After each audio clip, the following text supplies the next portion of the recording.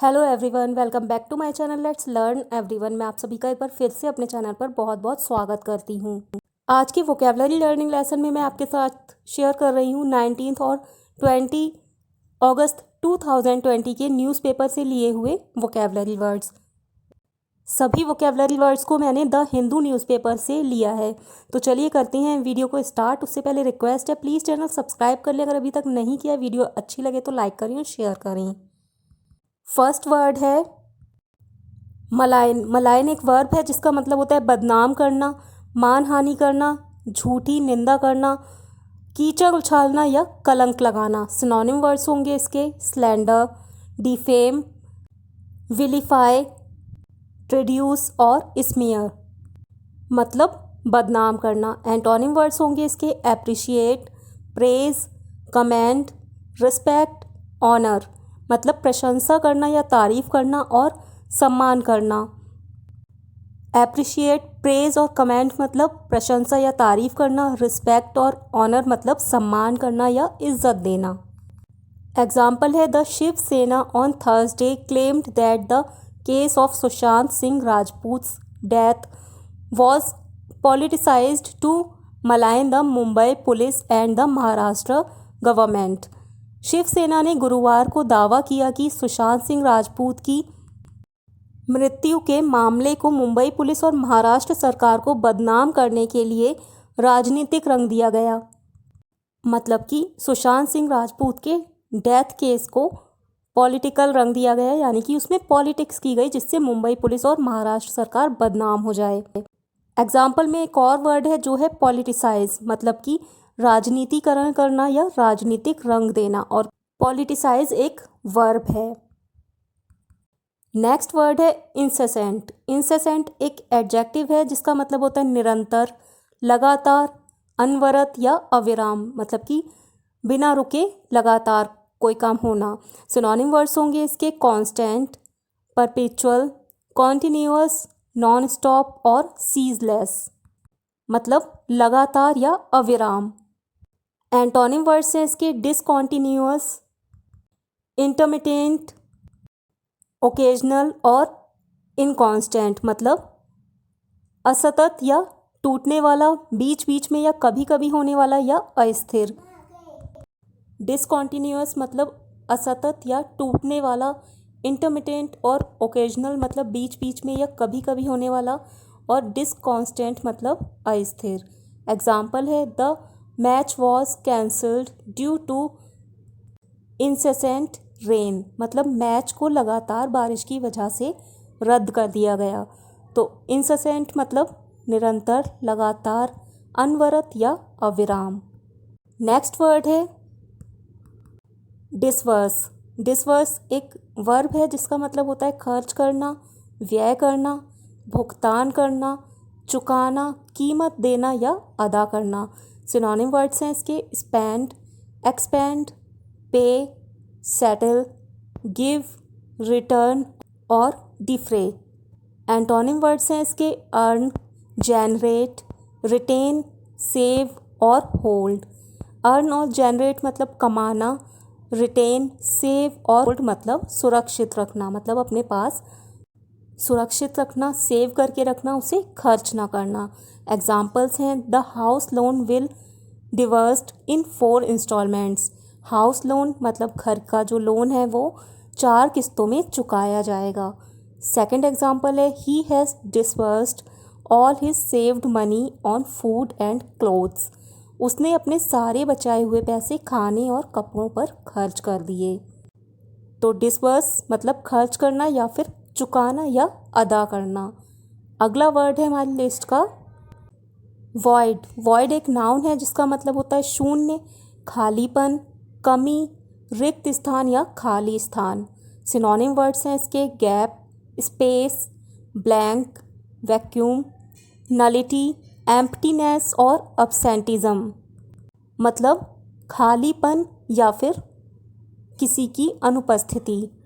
Gap, space, blank, vacuum, nullity और emptiness मतलब खालीपन, और अब्सेंटिज्म मतलब कि अनुपस्थिति किसी की, मतलब कि किसी की अनुपस्थिति से होने वाली खाली जगह। एंटोनिम वर्ड्स हैं इसके फुलनेस, कंप्लीटनेस, प्रेजेंस और एग्जिस्टेंस। फुलनेस और कंप्लीटनेस मतलब पूर्णता, और प्रेजेंस और एग्जिस्टेंस मतलब उपस्थिति या मौजूदगी। पूर्णता मतलब किसी के होने से भरी हुई कोई जगह या भरापन मतलब फुलनेस या कंप्लीटनेस। एग्जाम्पल है the loss of Indian classical music expert Pandit Jasraj has left a void that is impossible to fill. भारतीय शास्त्रीय संगीत के विशेषज्ञ पंडित जसराज के नुकसान ने मतलब उनकी मृत्यु हुई है, उससे जो नुकसान हुआ है ने एक खालीपन छोड़ दिया है जिसे भरना असंभव है। तो वॉइड का मतलब शून्य, खालीपन या कमी, या फिर रिक्त स्थान या खाली जगह।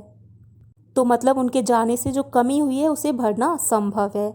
नेक्स्ट वर्ड है बज। बज एक वर्ब है जिसका मतलब होता है सरकाना या सरकना, डिगाना, हटाना या हिलाना, किसी जगह से किसी चीज़ को या किसी व्यक्ति को हिलाना, या किसी के फैसले या विचार को बदलना।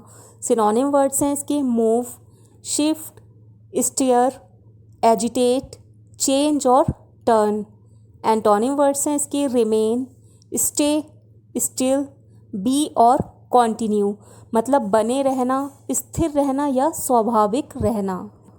रिमेन, स्टे और बी मतलब बने रहना, स्टिल मतलब स्थिर रहना और कॉन्टिन्यू मतलब स्वाभाविक रहना, यानी कि जैसे हैं वैसे ही रहना। एग्जाम्पल्स है इसके आई वॉज ट्राइंग टू बज the box but it was so heavy so I couldn't do it. मैं बक्से को सरकाने की या हिलाने की कोशिश कर रहा था लेकिन यह बहुत भारी था, इसलिए मैं ऐसा नहीं कर पाया। मतलब मैं उसे सरकाने की कोशिश कर रहा था, वो बहुत भारी था इसलिए मैं उसे सरका नहीं पाया। नेक्स्ट एग्जाम्पल है शी रिफ्यूज्ड टू बज फ्रॉम हर डिसीजन। उसने अपने फैसले को बदलने से मना कर दिया। तो बज का मतलब सरकाना या हिलाना या फिर किसी का फैसला या विचार बदलना। नेक्स्ट वर्ड है सेटबैक। सेटबैक एक नाउन है जिसका मतलब होता है नाकामयाबी, असफलता, बाधा, रुकावट, समस्या, परेशानी या निराशा। सिनोनिम वर्ड्स हैं इसके reversal, failure, difficulty, problem, trouble, hindrance, disappointment और मिसहैप। एंटोनिम वर्ड्स हैं इसके सक्सेस, ट्रायम्फ, अचीवमेंट और अपॉर्चुनिटी मतलब सफलता या जीत और अवसर। सक्सेस, ट्रायम्फ और अचीवमेंट मतलब सफलता या जीत, और अपॉर्चुनिटी मतलब अवसर। एग्जाम्पल है during his cricket career Suresh Raina sometimes faced setbacks including injuries but every time he overcame those challenges. अपने क्रिकेट करियर के दौरान सुरेश रैना को चोटों सहित कई असफलताओं या बाधाओं का सामना करना पड़ा, लेकिन हर बार उन्होंने उन चुनौतियों को पार कर लिया। तो सेटबैक मतलब नाकामयाबी, परेशानी, रुकावट या निराशा। नेक्स्ट वर्ड है वो एक वर्ब है जिसका मतलब होता है समर्थन मांगना, याचना करना, लुभाना या फुसलाना। सिनोनिम वर्ड्स है इसके परस्यू, एंटाइस, सॉलिसिट, एंट्रीट, ब्लैंडिश, अल्यू और बैग। एंटोनिम वर्ड्स हैं इसके इन्फ्यूरिएट, डिसप्लीज, इग्नोर और डिस्करेज। इन्फ्यूरिएट और डिसप्लीज मतलब नाराज़ करना, इग्नोर मतलब अनदेखा करना और डिस्करेज मतलब हतोत्साहित करना। एग्जाम्पल है the political party is trying hard to woo the public for a long time but with no success. राजनीतिक दल लंबे समय से जनता को लुभाने की पूरी कोशिश कर रही है लेकिन बिना सफलता के। मतलब लुभाने की पूरी कोशिश कर रही है लंबे समय से लेकिन कोई सफलता नहीं मिली। तो वो मतलब समर्थन मांगना, लुभाना, फुसलाना या याचना करना।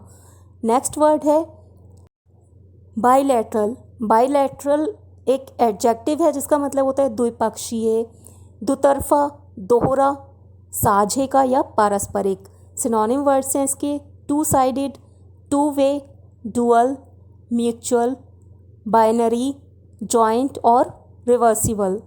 एंटोनिम वर्ड्स हैं इसके वन साइडेड, वन वे और लॉपसाइडेड मतलब एक तरफा। एग्जाम्पल है Nepal prime minister KP Sharma Oli called up Indian prime minister Narendra Modi and unlocked the frozen bilateral dialogue amid the boundary dispute.